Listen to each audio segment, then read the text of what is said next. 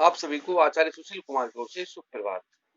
मैं आप लोगों को डॉक्टर वासुदेव शरण अग्रवाल जी द्वारा रचित राष्ट्र का स्वरूप नामक पाठ से गद्यांश पढ़ा रहा हूँ।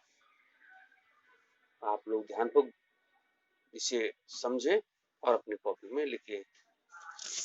पृथ्वी के विशाल प्रांगण में सब जातियों के लिए समान क्षेत्र है।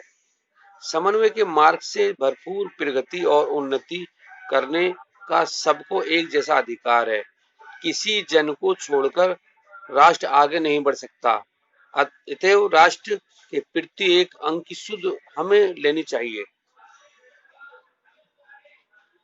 राष्ट्र के शरीर के एक भाग में यदि अंधकार और निर्बलता का निवास है तो समग्र राष्ट्र का स्वस्थ उतने अंश में असमर्थ रहेगा।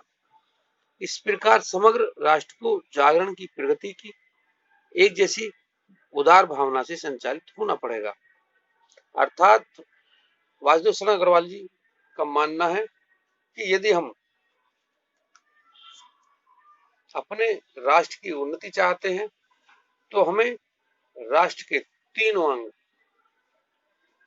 पृथ्वी, मनुष्य और संस्कृति पर ध्यान देना होगा।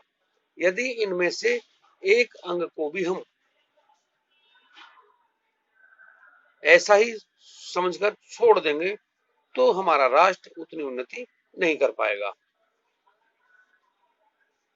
राष्ट्र की उन्नति के लिए इन तीनों अंगों का होना महत्वपूर्ण है। वही राष्ट्र उन्नति भी करते हैं जिन राष्ट्रों में इन तीनों अंगों पर ध्यान दिया जाता है। इसलिए हमें होना चाहिए कि हम अपने राष्ट्र की उन्नति में लगे और इन तीनों अंगों पर ध्यान दें।